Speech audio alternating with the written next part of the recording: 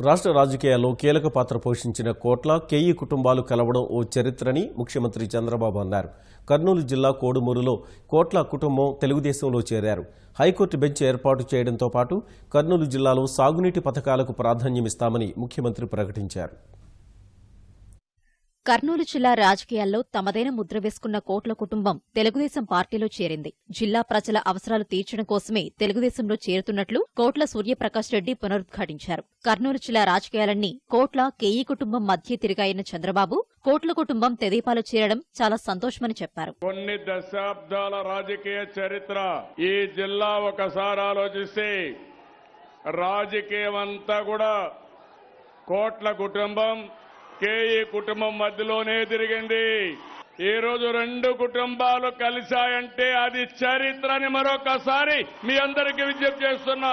ఎందుకంటే ఆ కుటుంబాలు విలువలతో కూడిన రాజకీయాలు చేశారు. విజయభాస్కర్ రెడ్డి గారు ఎన్టీ రామారావు గారికి చాలా సన్నిహితంగా ఉండేవారు. ఎన్నోసార్లు నాకు చెప్పారు, నాకెవరైనా రాజకీయాల్లో మిత్రుడుగా ఉన్నారంటే ఒక్క విజయభాస్కర్ రెడ్డి గారిని నేను నమ్మతానని ఆయనే మిత్రుడని చెప్పారు. అలాంటి కుటుంబం, అలాంటి వ్యక్తులు ఈరోజు మన పార్టీలో చేరారు.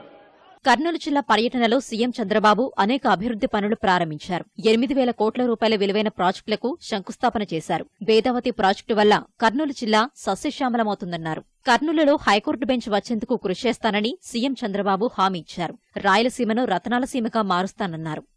ఈ రోజు మేము హామీ ఇస్తున్నాం మీకందరికీ, భవిష్యత్తులో రాయలసీమ రతనాల సీమగా తయారయ్యేదానికి నేను కృషి చేస్తానని మరొక్కసారి మీ అందరికీ హామీ ఇస్తున్నా. ఇక్కడ హైకోర్టు కావాలి, హైకోర్టు బెంచ్ కావాలి. మొన్నే అనౌన్స్ చేశా, తప్పకుండా కర్నూలుకి హైకోర్టు బెంచ్ తెచ్చేదానికి అన్ని విధాల ప్రయత్నం చేస్తాం. వస్తుంది, శాంక్షన్ చేసి అన్ని విధాల కోర్టు ద్వారా ప్రయత్నం చేస్తాం. రాయలసీమను ఉద్యాన పంటల కేంద్రంగా మారుస్తామని చంద్రబాబు హామీ ఇచ్చారు. పత్తికొండ, డోన్, ఆలూరు పరిధిలోని చెరువులకు నీరిస్తామన్నారు. రాష్ట్రానికి అన్యాయం చేసిన మోదీని వైకాపా నేతలు ఎందుకు నిలదీయరని సీఎం ప్రశ్నించారు. మోదీ, కేసీఆర్, జగన్, అసదుద్దీన్ కలిసి మనకు అన్యాయం చేయడానికి ప్రయత్నిస్తున్నారని ఆరోపించారు. జగన్మోహన్ రెడ్డి కోటేస్తే నరేంద్ర మోడీ కోటేసినట్టే ఈ రోజు మీరు చూస్తే అసదుద్దీన్ కూడా వస్తానంటున్నాడు. ఇక్కడికి రమ్మంటున్నా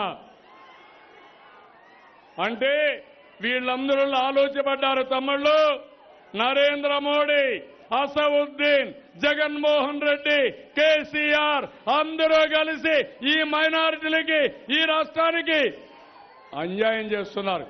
ఇంటారా తమ్ముళ్ళు? మీరు మీ రాజకీయాలుంటే తెలంగాణలో చేయండి. కబద్దారు గుర్తుపెట్టుకోండి. ఆంధ్రాకు వచ్చి ఆంధ్రప్రదేశ్కి అన్యాయం చేస్తే గుణపాఠం తప్పదని హెచ్చరిస్తున్నా. ఎవరెన్ని కుట్రలు చేసినా రాబోయే ఎన్నికల్లో తెదేపా గెలుపును అడ్డుకోలేరని సీఎం చంద్రబాబు స్పష్టం చేశారు.